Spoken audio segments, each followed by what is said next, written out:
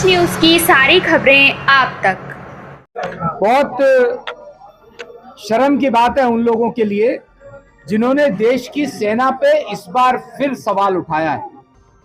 पूरे विश्व ने देखा है कि 9 आतंकवादी ठिकाने भारत की सीमा से 100 किलोमीटर दूर भारत की सेना ने आतंकवादियों के 9 ठिकानों को नेस्तनाबूद किया। भारत की सरकार रिस्पॉन्सिव गवर्नमेंट है। उस समय वहां के पाकिस्तान के निवासी और सेना को नहीं छेड़ा गया, लेकिन बाद में जब सेना ने छेड़ा तो भारत की सेना ने छोड़ा नहीं है। लाहौर के एयर डिफेंस सिस्टम को नेस्तनाबूद किया है। पाकिस्तान से 100 किलोमीटर अंदर, 200 किलोमीटर अंदर जाकर के भारत की सेना ने पाकिस्तान के सैनिक ठिकानों को सत्यानाश किया है। 3 दिन के अंदर ऑपरेशन सिंदूर को खत्म किया है भारत की सेना ने, प्रधानमंत्री जी के नेतृत्व में। आप एक बात सोचिए, जो हमारे देश के नागरिक गुजरात, राजस्थान, पंजाब, जम्मू कश्मीर के बॉर्डर पर रहते हैं, अपोजिशन वालों ने सवाल उठाया कि 3 दिन में कैसे खत्म हो गया। अरे हमारा काम पूरा हो गया। हमने वहां पर 100 से ज्यादा आतंकवादियों को खत्म किया, 5 ड्रेडेड टेररिस्ट को खत्म किया। पाकिस्तान की सेना का माकूल जवाब दिया, पाकिस्तान घुटनों पे आ गया। उसके बाद हमें अपने नागरिकों की भी चिंता है। लड़ाई होगी तो हमारे लोगों का भी नुकसान होता है। भारत की सेना ने, भारत के प्रधानमंत्री जी ने अपने भारतीय नागरिक जो बॉर्डर के पास रहते हैं उनकी चिंता करते हुए, हमारा काम पूरा होने के बाद हमने जो आतंकवादियों को खत्म करना था वो खत्म करने के बाद, पाकिस्तान को जवाब देने के बाद सीज फायर किया है। Thank you.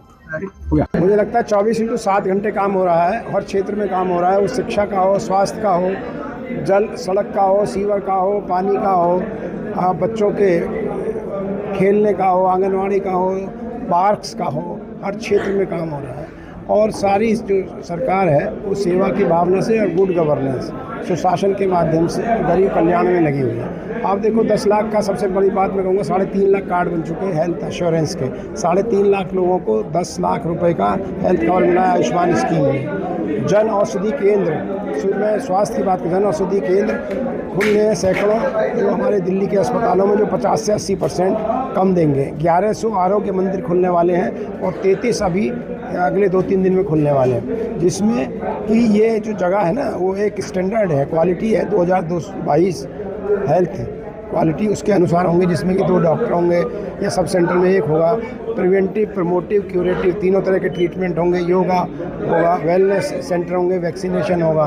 तो इस प्रकार से ये पहली मोहल्ला क्लिनिक से, और इसमें बहुत अंतर होगा। स्वास्थ्य की बात करें, शिक्षा की अगर हम बात करें तो मैं तो अपने भी विधानसभा में बात करूं, बहुत सारे जो स्कूल जर्जर थे वो नए बनने की बात चल रही है। और जो दिल्ली सरकार ने किया, मैं सबसे बड़ा उस बिल की बात करता हूँ जो ऑर्डिनेंस के माध्यम से आ रहा है। देखिए, आज पूर्वी दिल्ली लोकसभा में हमारे सांसद और केंद्रीय राज्य मंत्री श्री हर्ष मल्होत्रा द्वारा एक प्रेस वार्ता का आयोजन किया गया, जिसमें विकसित भारत के 11 वर्ष और सेवा सुशासन के 11 वर्षों के ऊपर मोदी सरकार की उपलब्धियों के विशेष रूप से बताया गया, जिसमें गरीब कल्याण की योजनाओं से लेकर जो देश में जो हमारा विकास हुआ है, चाहे सड़कों को लेकर विकास हुआ है, चाहे विदेशों में हमारे देश के तिरंगा का जो सम्मान बढ़ाया गया, वहाँ पर जितने भी काम हुए, भ्रष्टाचार मुक्त सरकार, इसी प्रकार से जितने भी विकास कार्य हुए हैं पिछले 11 वर्षों में, उसके विषय में आज हमारे सांसद श्री हर्ष मल्होत्रा जी ने इसके लिए प्रेस वार्ता करी, जिसमें विस्तार से सभी चीज़ों के बारे में बताया गया। देखिए, पानी की किल्लत ऐसी नहीं है। अगर आप पिछले दिल्ली सरकार के आने से पहले, जब दूसरी सरकारें थी, आम आदमी पार्टी की सरकार थी, आप उस समय की स्थिति और आज 100 दिन की स्थिति में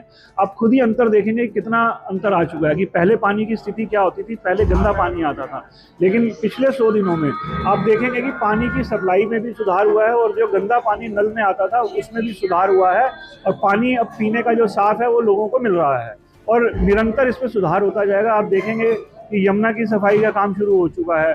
इसी प्रकार से पिछले 100 दिनों में दिल्ली सरकार ने अनेकों योजनाएं, जैसे आयुष्मान योजना को लागू किया। तो दिल्ली की सरकार, मुख्यमंत्री और सभी विधायक और सभी मंत्री लगातार 24 घंटे जनता की सेवा में काम कर रहे हैं।